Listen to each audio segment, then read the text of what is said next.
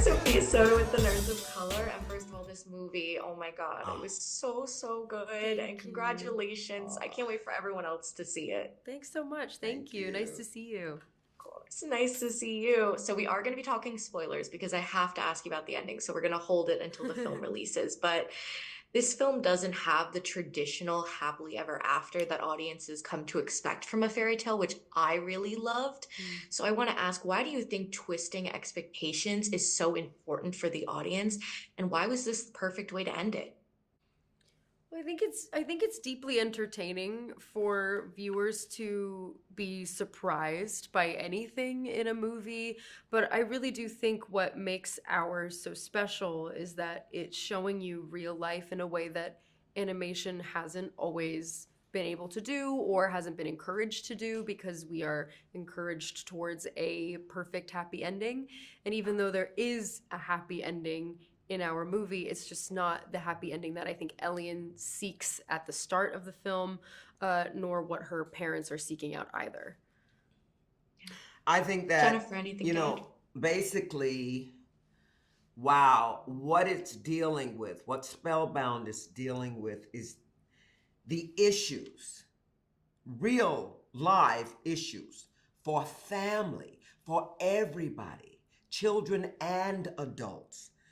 Really learn from this movie. It's not something, it's very entertaining. Oh, it's colorful. I'm going to be very honest.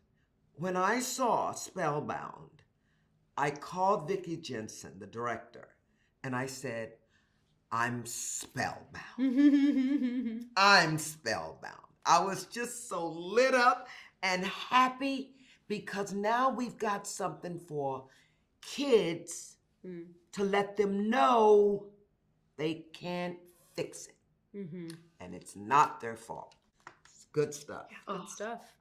So well said. And there were a lot of moments that I found myself really resonating with throughout the story, whether it be a song or just a moment. So I'm curious for the two of you, what was a moment or a song that you found yourself either really relating to or resonating with in an unexpected way? I know that's really. I mean, I was crying in the booth every single time I went in. It was disgusting. But the way it was before Reprise that we have is so beautiful and devastating. And Ellian hugs her younger self.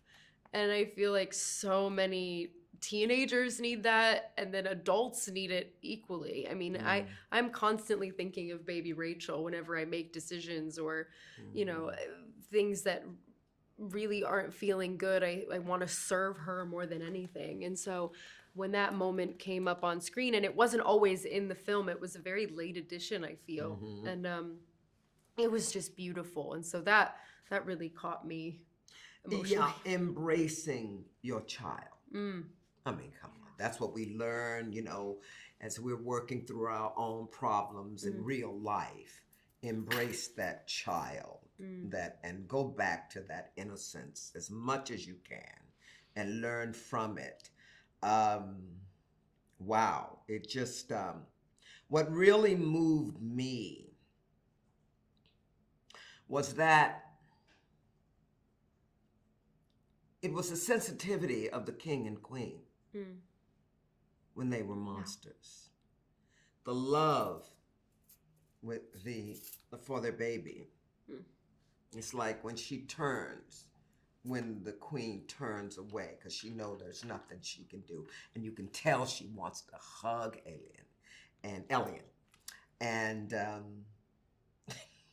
the comedy between the father. Oh, yeah. Yeah. The comedy that comes when the king, how they listen to you. Drop him! Yeah. Drop him, and it's just the cutest thing. And that relationship with daughter-father was very, very touching.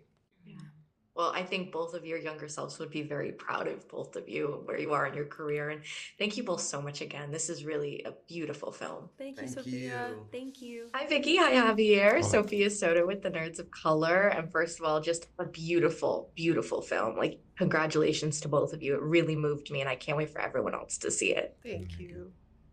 Of course. So we are going to be talking spoilers, and then I'm going to hold it because I have to ask you both about that ending. In my opinion, this was such a perfect ending for the film since it doesn't have that traditional happily ever after that audiences have come to expect from fairy tales. Why do you think twisting those expectations was so important for this film? And why do you both believe this was the best way to end the story? Well, from a storytelling point of view, uh, we knew we needed a happy ending because you have to have a happy ending. But from a human point of view, this story had to be real. It had to be authentic to a family going through this extremely difficult time where the kids often feel like they must be messing up. My parents are fighting because I'm not doing what I should be doing. And we didn't want the responsibility of breaking the spell, of fixing the problem to lay on the princess, on Elian. It's the parents that have to do the work. So as a storyteller, it's very challenging because your hero has to go off and do things and fix things. But here, our magical characters, who are kind of like therapists in the story, are telling her, no, you can't break the spell. It's up to them. They created it. They have to fix it. So we wanted to be really true to the experiences and not vilify our parents, not vilify the situation. Just these things happened, and our parents say it. They say that things change between them and they can't be fixed. Yeah. I can't add anything to that beautiful answer. I know, it was such a beautiful answer, right? Absolutely. What can I say? Well, I want to ask you next, what do you consider to be the most underrated quality of a fairy tale? Wow. Help me here. Underrated quality. Well, that if the story, if the fairy tale has like a meaning to it, it transcends going through generation after generation. Mm-hmm. You watch how old myths and stories, they evolve, right? We on Shrek, we evolved the story of what a hero is and a princess is and what she wants, and she's actually thinks that she wants that fairy tale ending. Back in the 50s, you would do that fairy tale ending. Yes, the girl has to marry the boy. So while the trappings of the story change with generations, the point of the story remains strong. And I think people don't understand that part as easily. Yeah. Sorry, I'm not letting him talk at all. No, why would I ever dare to talk when you are talking so brilliantly? Oh my gosh. Ask him another. Ask me something about weather or food or something that I can answer easily. I know, Vicky's killing it. What am I doing here? I can sing. That's all I can. He sings. He sings. He sings so horribly, but also it's a fairy tale. Well, Javier, there were a lot of excellent themes in this that I felt were just handled perfectly, such as like how light and darkness is shown, as well as the family dynamic and those complications. Which ones resonated with you the most? I think it's such a beautiful, original, loving story, and so intelligent, and so generous with the audience, with the adults and with the children. And the way Vicky put it all together is very emotional and fun to watch. I think everything works at its highest level in a movie that you are going to sit down thinking that you know what you're going to watch, and you're going to be very surprised about what it is about and how it resolves at the very end. And to be part of that, it is my first animated movie, and you did amazing. It couldn't be better. The experience, it couldn't be better. Yeah. You both did amazing. I really can't wait for the world to see this, and just congratulations. It was an honor speaking with you. Thank you. Thank you so much. Thank you. Hi, Nathan. Hi, Tituss. Sophia, the Nerds of Color. Thank you so much for your time, and congratulations on a really beautiful movie. It's absolutely incredible. Thank you. Thank you. Of course. So we are going to be talking spoilers because I have to talk about that ending, and then we're going to hold it. But this doesn't have the traditional happily ever after that audiences have come to expect from a fairy tale, which I really liked and appreciated. Why do you both think twisting expectations when it comes to this genre is important? And why was this the perfect way to end the story?